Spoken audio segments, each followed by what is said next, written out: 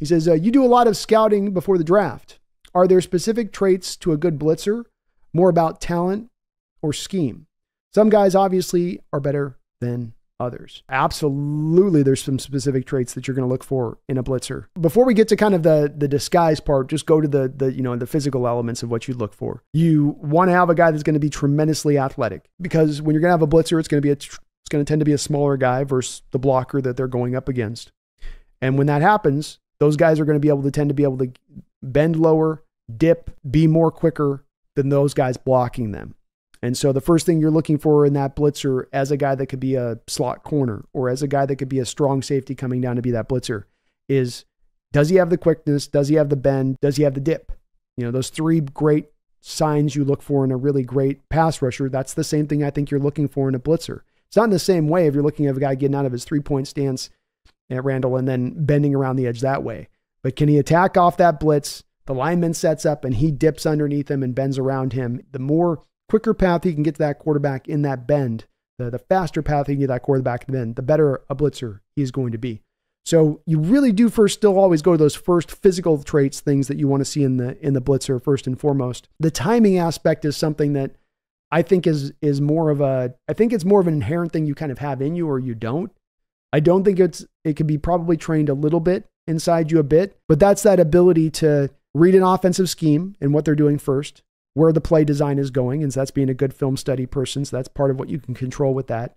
Having the ability within your scheme to be a blitzer, that's the scheme part of it that you relate to, Randall, that is certainly important. If you aren't allowed to blitz, that you might recognize it, but you may not be having the green light to go out there and blitz, like the 3-0 hitter being given a green light to swing away. Same kind of thing. You've got to be given that green light to do it. But then the ability at that point to understand you've got to not show your hand. The point of this is to blitz and not get blocked. The point of this is to blitz and not have the running back recognize the fact I'm coming, so he'll pick me up.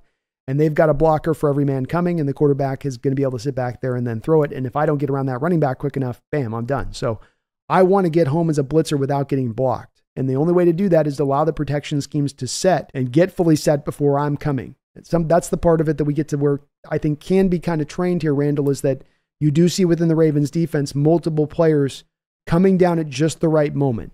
Even the way a quarterback's running his snap count, Randall, and how fast a snap count is running. That's part of what you would take. That's that inherent thing of it where I don't think you're really thinking of it as a blitzer. You're generally aware of all of these different things occurring at the same time, and you're able to sort of distill it all to time it then up.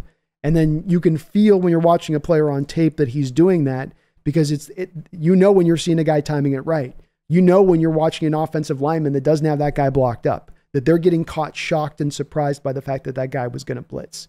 It's really obvious when you see it, but it's that first physical ability to dip, bend, quickness, and then it's the timing ability that's inherently got to be there also in addition to that. It's that I'm not going to show my hand, that I'm not going to show the quarterback I'm coming. So a lot of players you'll see on tape, Randall, where they're not good blitzers because they don't have that instinct in them to naturally do it, where you see them jumpy.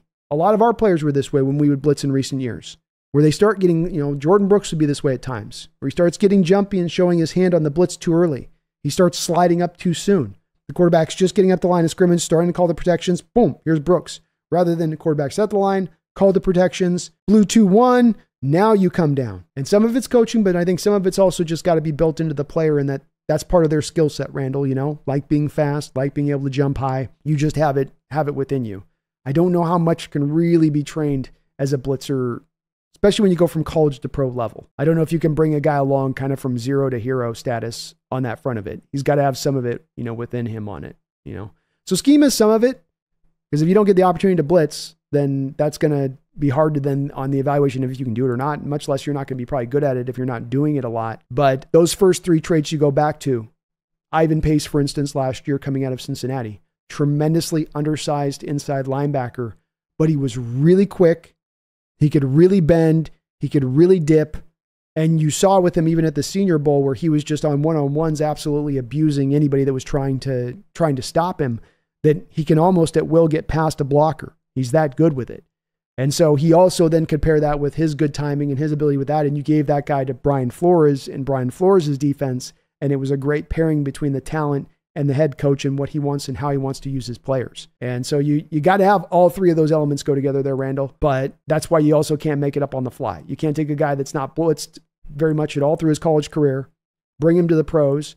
You don't really train blitzing very much. You don't want to blitz, but at a league minimum level. I mean, at like a 32nd level, at a 30th level. And then now on a 6-game stretch, you suddenly want to try to turn into a blitz heavy team.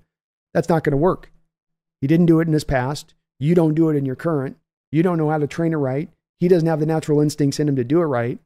It ends up failing. And this is why when we had blitzed at times in the past, it did fail because we weren't really set up to do it from a creative standpoint. Great question though, Randall. Fantastic question.